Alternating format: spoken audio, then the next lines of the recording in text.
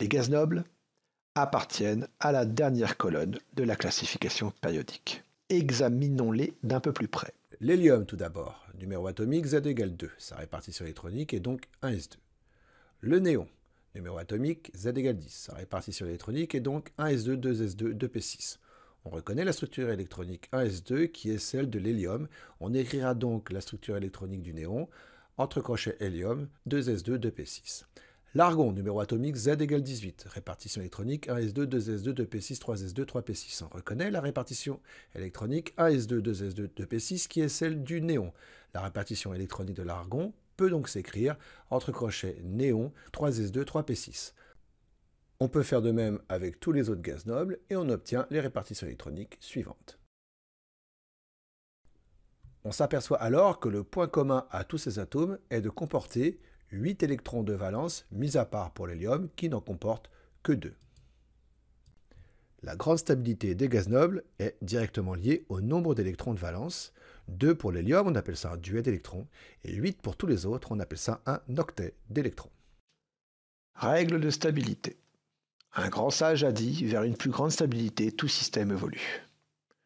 Ainsi, les atomes des autres éléments autres que les gaz nobles, qui ne sont pas dans un état de grande stabilité, s'assemblent en molécules ou donnent naissance à des ions pour former des entités plus stables. Ils vont évoluer de façon à obtenir la configuration électronique d'un atome de gaz noble. Première règle, la règle du duet. Au cours de la transformation chimique, les atomes des 4 premiers éléments, sauf l'hélium, évoluent de façon à acquérir 2 électrons sur la couche K, de façon à acquérir la configuration électronique du gaz noble le plus proche, l'hélium, c'est-à-dire un duet d'électrons. Cette règle s'applique notamment à l'atome d'hydrogène, mais aussi aux atomes de lithium et de beryllium. Deuxième règle, la règle de l'octet. Au cours de leur transformation chimique, les atomes des éléments de numéro atomique supérieur strictement à 4 évoluent de façon à obtenir 8 électrons sur leur couche externe, c'est-à-dire un octet d'électrons. Bien entendu, il existe de nombreuses exceptions à cette règle qui ne seront pas traitées au lycée. Le schéma de Lewis est tout d'abord la liaison de covalence. Dans une molécule, les liaisons unissant les atomes sont appelées liaisons covalentes. Une liaison covalente entre 2 atomes est due à la mise en commun de 2 électrons de valence, chaque atome apportant l'un de ces électrons de valence, ces 2 électrons constituant un doublet liant. Une fois la liaison établie, les électrons mis en commun appartiennent à chacun des 2 atomes liés et doivent être pris en compte dans le décompte des électrons de chaque atome. La représentation de Lewis. La représentation de Lewis d'un atome est une représentation symbolique de cet atome avec tous ses électrons de valence. Pour le déterminer, nous avons besoin du symbole de l'atome, de son numéro atomique nécessaire pour déterminer sa répartition électronique, elle-même nécessaire pour déterminer son nombre d'électrons de valence. Grâce aux règles de l'octet ou du duet, on détermine le nombre d'électrons de valence manquants à l'atome pour former une entité stable et donc le nombre de liaisons covalentes qu'il peut former. Connaissant le nombre total d'électrons de valence et le nombre de ces derniers engagés dans une liaison covalente, on en déduit le nombre d'électrons de valence non engagés dans une liaison. Puis, en divisant ce nombre par 2, le nombre de doublets non liants. On peut alors représenter le schéma de l'atome avec tous ses électrons de valence. Pour l'atome d'hydrogène, symbole H, numéro atomique 1, répartition électronique 1s1, nombre d'électrons de valence 1, nombre d'électrons manquants pour respecter la règle du duet, donc nombre de liaisons de covalence, 1. Nombre d'électrons de valence non engagés, le seul électron de valence ici est engagé dans une liaison, donc 0. Nombre de doublets non liants, 0. D'où le schéma de Lewis de l'atome d'hydrogène avec son électron de valence. Pour l'atome de carbone, symbole C, numéro atomique 6, répartition électronique 1s2, 2s2, 2p2. Nombre d'électrons de valence, 4. Nombre d'électrons manquants pour respecter la règle de l'octet, donc 4. Nombre des liaisons de covalence, 4. Nombre d'électrons de valence non engagés, ils le sont tous, donc 0. Nombre de doublets, 0. Et le schéma de Lewis de l'atome de carbone avec ses 4 électrons de valence.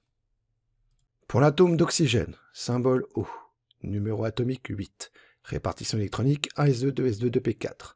Nombre d'électrons de valence, 6. Nombre d'électrons manquants pour respecter la règle de l'octet, 2.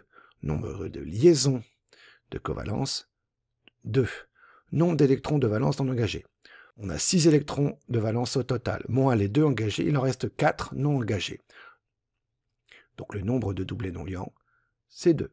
On représente donc le schéma de Lewis de l'atome d'oxygène avec ses 6 électrons de valence, dont 4 vont s'apparier 2 à 2 pour former 2 doublets non liants.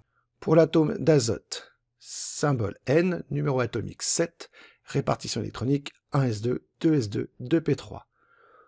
Nombre d'électrons de valence 5. Nombre d'électrons manquants pour respecter la règle de l'octet 3. Nombre d'électrons de valence non engagés. On a 5 électrons de valence au total, moins les 3 engagés, il en reste donc 2 non engagés. Et ces 2 vont s'apparier pour former un doublet non liant. D'où la représentation de Lewis de l'atome d'azote avec ses 5 électrons de valence, dont 2 vont s'apparier pour former un doublet non liant. Pour l'atome de chlore, symbole Cl, numéro atomique 17, répartition électronique 1s2, 2s2, 2p6, 3s2, 3p5. Nombre d'électrons de valence 7. Nombre d'électrons manquants pour respecter la règle de l'octet 1. Nombre de liaisons covalentes, une seule. Nombre d'électrons non engagés, on en a 7 électrons de valence, moins 1 engagé, ce qui nous fait 6 électrons de valence non engagés, ce qui nous donne 3 doublets non liants. D'où le schéma de Lewis de l'atome de chlore, avec ses 7 électrons de valence, dont 6 vont s'apparier 2 à 2 pour former 3 doublets non liants. La représentation de Lewis de molécules. Exemple numéro 1, la molécule de dihydrogène H2. On représente chaque atome d'hydrogène avec son électron de valence. Chaque atome va mettre en commun son électron de valence pour former une liaison covalente. On vérifie alors que chaque atome d'hydrogène respecte bien la règle du duet et on obtient la représentation ou schéma de Lewis de la molécule de dihydrogène. Exemple numéro 2, la molécule de dioxygène O2. On représente chaque atome d'oxygène avec ses 6 électrons de valence. Chaque atome va mettre en commun un premier électron de valence, puis un deuxième électron avec l'autre atome d'oxygène, établissant ainsi 2 liaisons covalentes. On vérifie que chaque atome d'oxygène vérifie bien la règle de l'octet. De plus, chaque atome d'oxygène a 4 électrons de valence non engagés dans une liaison. Ces 4 électrons vont s'apparier 2 à 2 pour former 2 doublets non liants sur chaque atome d'oxygène. Et on obtient la représentation ou schéma de Lewis de la molécule de dioxygène. Exemple numéro 3, la molécule d'eau, H2O. En général, on représente l'atome qui peut former le plus de liaisons covalentes au centre et les autres atomes autour. On représente donc l'atome d'oxygène avec ses 6 électrons de valence au centre et les 2 atomes d'hydrogène avec leurs électrons de valence de chaque côté de l'atome d'oxygène. Chaque atome d'hydrogène et l'atome d'oxygène vont mettre en commun un électron de valence, formant ainsi 2 liaisons covalentes. On vérifie bien que chaque atome d'hydrogène respecte la règle du duet et que l'atome d'oxygène respecte bien la règle de l'octet. De plus, l'atome d'oxygène possède toujours 4 électrons de valence non engagés dans une liaison, formant ainsi 2 doublets non liants sur l'atome d'oxygène. Et on obtient ainsi le schéma ou représentation de Lewis de la molécule d'eau. Exemple numéro 4, la molécule d'ammoniac, NH3. Comme précédemment, on représente l'atome d'azote avec ses 5 électrons de valence au centre et les 3 atomes d'hydrogène avec leurs électrons de valence tout autour de l'atome d'azote. Chaque atome d'hydrogène et l'atome d'azote vont mettre en commun un électron de valence, formant ainsi 3 liaisons covalentes. On vérifie que chaque atome d'hydrogène respecte la règle du duet et que l'atome d'azote respecte bien la règle de l'octet. De plus, l'atome d'azote possède 2 électrons de valence non engagés dans une liaison, formant ainsi un doublet non liant sur l'atome d'azote. On obtient ainsi la représentation ou schéma de Lewis de l'atome d'ammoniac. Exemple numéro 5, la molécule de méthane, CH4. Comme précédemment, on représente l'atome de carbone avec ses 4 électrons de valence au centre, et les 4 atomes d'hydrogène avec leurs électrons de valence autour de l'atome de carbone. Chaque atome d'hydrogène et l'atome de carbone vont mettre en commun un électron de valence, formant ainsi 4 liaisons covalentes. On vérifie bien que chaque atome d'hydrogène respecte bien la règle du duet et que l'atome de carbone respecte la règle de l'octet. Tous les électrons de valence de l'atome de carbone sont engagés dans une liaison covalente. Il n'y a donc pas de doublet non liant sur l'atome de carbone. et on obtient ainsi le schéma Lewis ou représentation Lewis de la molécule de méthane. La représentation de Lewis d'un ion. Et penchons-nous d'abord sur les ions monoatomiques. Un ion monoatomique est un ion, cation ou anion, formé à partir d'un seul atome qui a perdu ou gagné un ou plusieurs électrons. Par exemple, l'atome de chlore de structure électronique 1s2, 2s2, 2p6, 3s2, 3p5 a donc 7 électrons sur sa dernière couche. Pour respecter la règle de l'octet, cet atome va gagner un électron sur sa dernière couche, c'est-à-dire sur la sous-couche 3p. La structure électronique de l'ion formé est donc 1s2, 2s2, 2p6, 3s2, 3p6. La dernière couche possède donc bien 8 électrons. L'électron supplémentaire va s'apparier avec l'électron non apparié de l'atome, et l'ion possède alors une charge négative. L'atome de sodium de structure électronique 1s2, 2s2, 2p6, 3s1 a donc un seul électron sur sa dernière couche.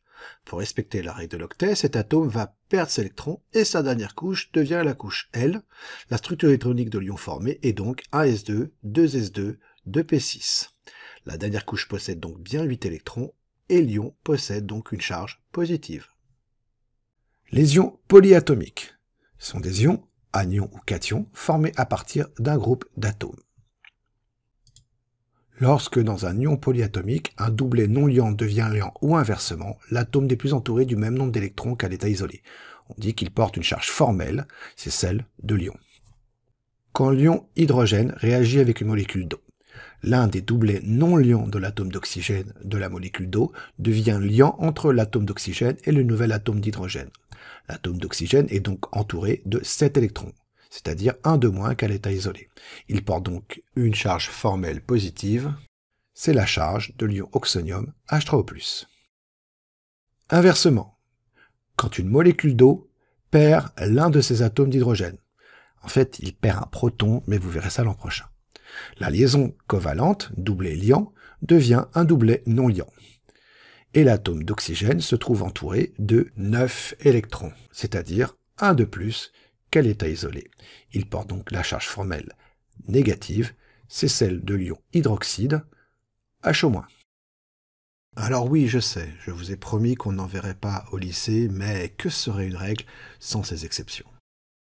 Le bore, par exemple. Numéro atomique Z égale 5, répartition électronique 1s2, 2s2, 2p1.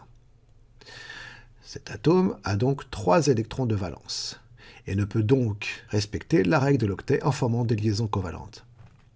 Et pourtant, le borane, BH3, molécule formée par un atome de bore et 3 atomes d'hydrogène, existe bel et bien et est une entité stable. On s'aperçoit que le bore participe à 3 liaisons covalentes. Et donc, si les atomes d'hydrogène respectent chacun la règle du duet, l'atome de bore, lui, ne respecte pas la règle de l'octet. Idem pour l'aluminium, Z égale 13 et de répartition électronique 1s2, 2s2, 2p6, 3s2, 3p1. Il a lui aussi 3 électrons de valence et ne peut donc respecter la règle de l'octet en formant des liaisons covalentes.